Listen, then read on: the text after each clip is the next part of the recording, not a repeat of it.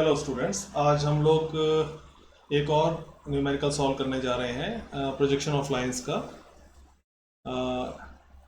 Numerical question में ये लिखा है, जो स्टेटमेंट है, three vertical poles A B C D and E F are respectively 5, 8 and 12 meter long. Their end B, D and F are on the ground and lie at the corners of an inclined triangle, of an equilateral triangle at 10-meter long side. Full stop. Determine graphically the distance between the top ends of the poles AC, CE and EA. तो one thing is clear कि यहाँ पर तीन poles हैं। उन तीनों poles के जो नेमिंग है वो A B C D and E F है, और पोल्स ऐसे हैं कि and B and D and E जो है and B and D and F जो है वो ग्राउंड पर है। ठीक है, इक्विलेटरल ट्राइंगल है और इक्विलेटरल ट्राइंगल की साइड जो दी हुई है वो 10 मीटर लॉन्ग है। तो अगर हम इसको स्केल के अकॉर्डिंगली कंसिडर करें तो यहां पर हमको एक चीज समझ में आ जानी चाहिए कि 1 मीटर इक्वल्स टू 1 सेंटीमीटर हम लेके चलते हैं। ठीक है, तो यहां सबसे पहले हम एक्स वाई लाइन ड्रॉ कर लेते हैं, और उस एक्स वाई लाइन को ड्रॉ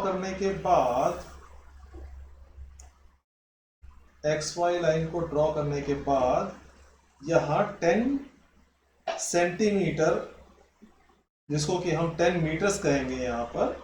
ठीक है, अकॉर्डिंग टू स्केल हमने 1 मीटर इक्वल्स टू 1 सेंटीमीटर यहां पे ड्रॉ करके मान के चल रहे हैं। सो दैट इज वाई एक साइड को हमने क्या किया, parallel to the VP consider कर लेते हैं।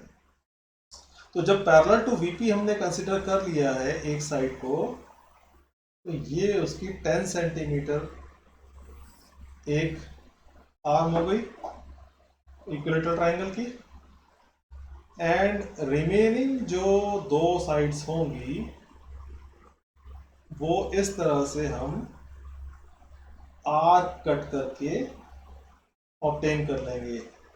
सेकेंड मेथड क्या था, एंगल्स लेकर के। तो why to waste time in plotting angles, हम डायरेक्टली इस तरह से आर्क्स कट करके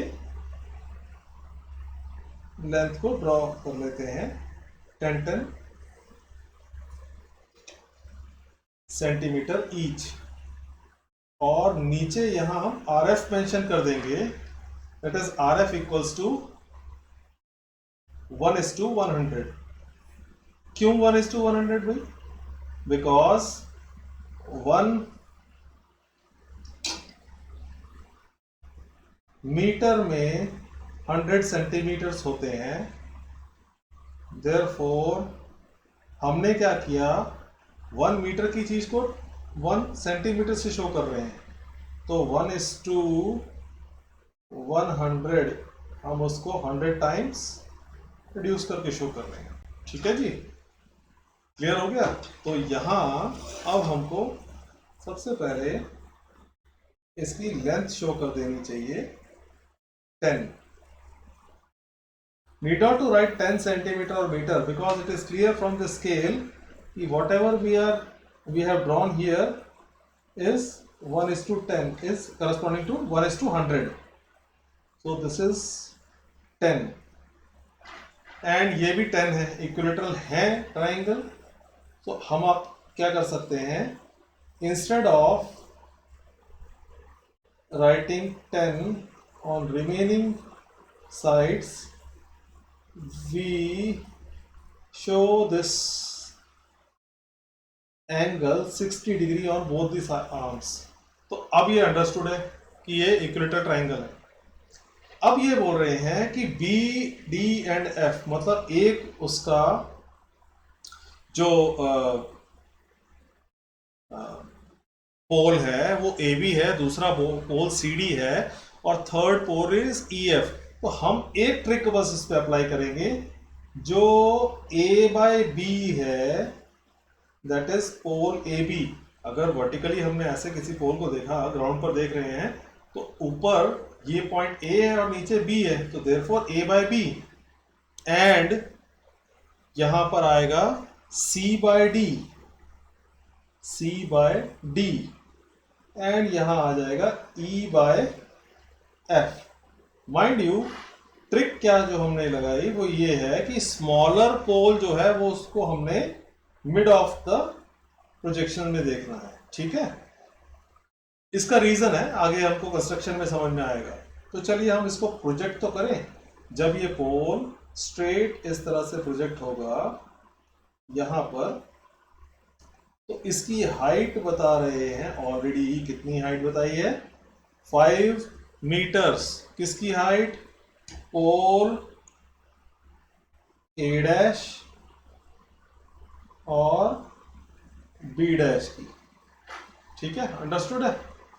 अब आगे बढ़ते हैं। पोल सी डी की जो हाइट है वो बता रहे हैं इस पे 8 मीटर्स। दैट मीन्स कि यहां पर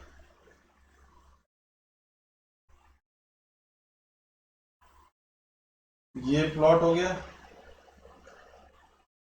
एंड जो पोल ई एफ है उस पोल की हाइट हमको मेंशन की हुई है 12 मीटर्स। तो 12 मीटर्स अगर हाइट शो की हुई है दैट मीन्स कि उसकी हाइट हम यहाँ पर 12 सेंटीमीटर्स ड्रॉ करके कंप्लीट करते हैं। तो यहाँ ये हो जाएगा सी डैश और ये हो जाएगा डी डैश। सिमिलरली यहाँ ये हो जाएगा ई डैश और यहाँ हो जाएगा ये एफ डैश। तो क्लियरली अंडरस्टूड है, हमने इसकी हाइट को यहाँ पर शो कर दिया, ठीक है। अभी आप देखिए ये हाइट्स हम यहाँ शो कर देंगे इनकी तीनों की।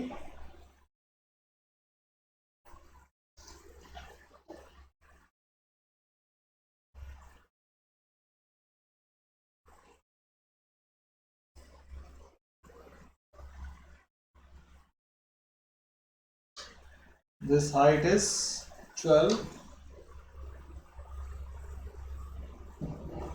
This height is 8 and this height is 5. So corresponding to जो हमको दी हुई है हाइट डेटा में हमने ड्रॉ कर दिया। अब वो ये कह रहा है कि ये जो पोल्स हैं इनके टॉप एंड्स के बीच के डिस्टेंस को हमको टू डिस्टेंस को निकालना है। तो ध्यान दीजिएगा C को A से ज्वाइन किया, AC की बात कर रहा है वो, और AE की बात कर रहा है,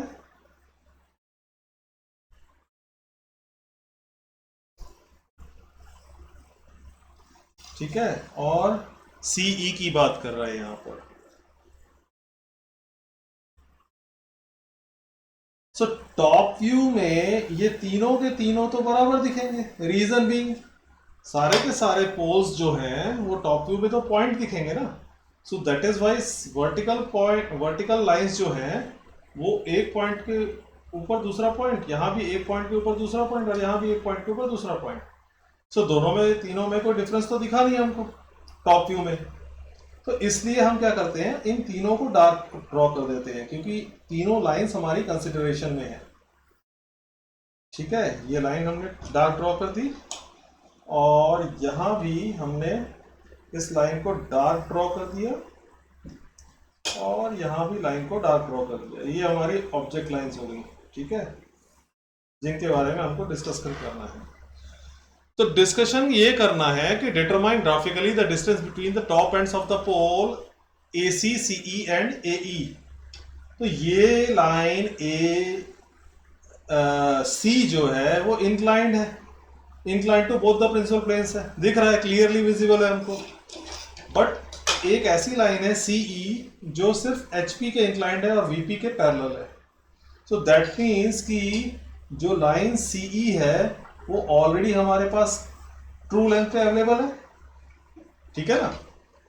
तो हम क्या कर सकते हैं, यहां पर पहले तो ये लोकस लाइंस ड्रॉ कर देते हैं, और यहां भी हमने लोकस लाइन ड्रॉ कर दी।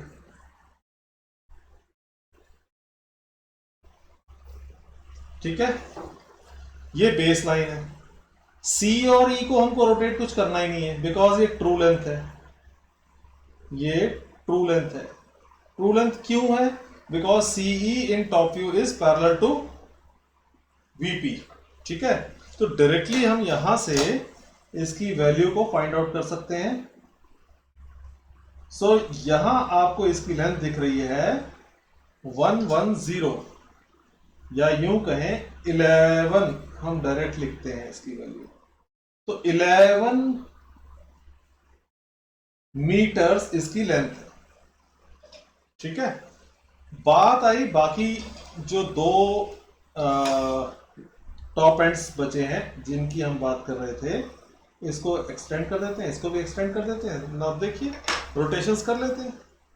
ए के अबाउट हम सी डैश को रोटेट करते हैं, ए के अबाउट हम सी डैश को रोटेट करते हैं। तो ये देखिए, रोटेट किया हमने, क्या मिल गया है यहां पर, C2 डैश, एंड नीचे यहां C जो लाइन है उसका लोकस।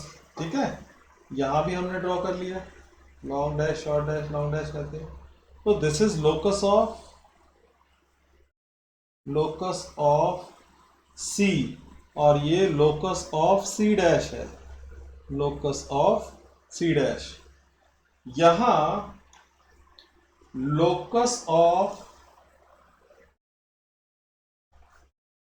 E डैश है, ये लोकस ऑफ क्या है, E है। ठीक है, getting my point, this is locus of E।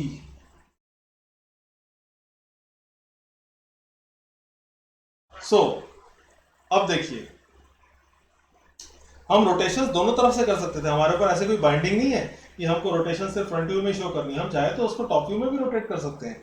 ठीक है, सो ये जो C/D यहां लिखा हुआ है, इसको थोड़ा सा केयरफुली हम C/D यहां शो कर देते हैं। ठीक है, ताकि जब कंस्ट्रक्शन करें प्रॉपर वे में तो हमको पूरा वो इजीली आगे प्रोजेक्ट हो पाए।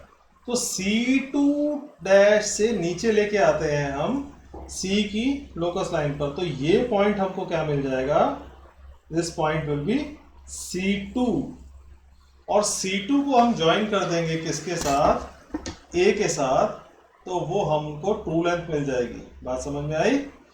यहां इसको ज्वाइन कर दिया। Now this is TL। अब वो TL कितनी है उसको कमेंट कर देंगे हम, बट हमको ये बताना है कि ये TL है। अब यही काम हम कैसे कर सकते हैं, यहां से रोटेट करके भी ऊपर लेके जा सकते हैं, जैसा आप चाहें। ठीक है, या इसको रोटेट कर लें, नीचे लेके आ जाए तो भी ठीक है, कोई दिक्कत नहीं। हम इसको यहां से रोटेट करते हैं और नीचे लेके आते हैं। ये आ गया आपका E2 डैश। E2 डैश से अब देखिए, हम अगला स्टेप जो ड्रॉ करने जा रहे हैं वो ये है कि E2 डैश से नीचे लाइन लेके आ जाते हैं इस जगह पर। ये पॉइंट हमारा हो जाता है E2, और ये जो E2 आया, इस E2 को हमने ज्वाइन कर देना है किससे, A से। ये देखिए, यहां से हमने इसको ज्वाइन कर दिया, तो ये TL हो गया, दिस इज ट्रू लेंथ। अब ट्रू लेंथ है कितनी वो हम मेजर करके लिख देते हैं ना, देखो यहां से कितना है, ये आ रहा है 12.5, TL इक्वल्स टू 12.5, और इसका TL कितना आ रहा है ये देख लेते हैं यहां से, ये आ रहा है 10.5, ठीक है।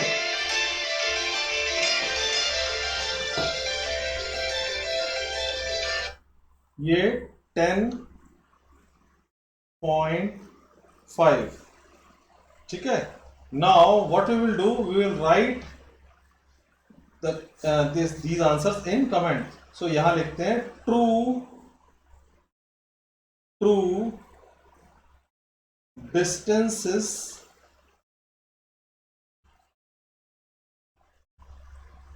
between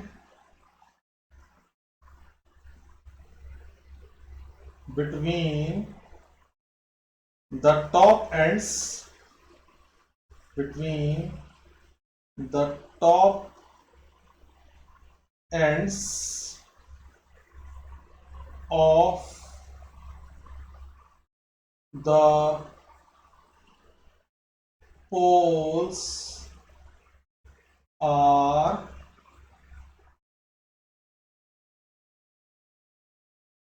क्या लिखेंगे सबसे पहले, AC, AC की लेंथ हमने निकाली है 10.5 मीटर्स।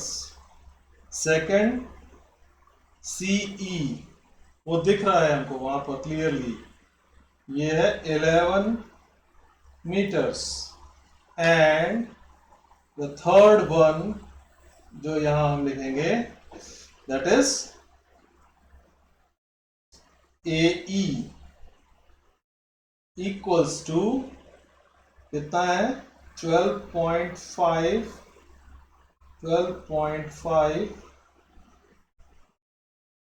मीटर्स, ठीक है। सो 12.5 मीटर्स। सो इस तरह से ये क्वेश्चन सॉल्व होता है हमारा, जिसमें टॉप एंड्स ऑफ द पोल की ट्रू डिस्टेंसेस हमने यहां पर मेंशन कर दिए हैं। आई होप आपको ये सॉल्यूशन क्लियर हो गया होगा, और कोई भी डाउट अगर है तो आप कमेंट सेक्शन में जाकर के पूछ सकते हैं, और इस वीडियो को लाइक और शेयर जरूर कीजिएगा। Thank you very much.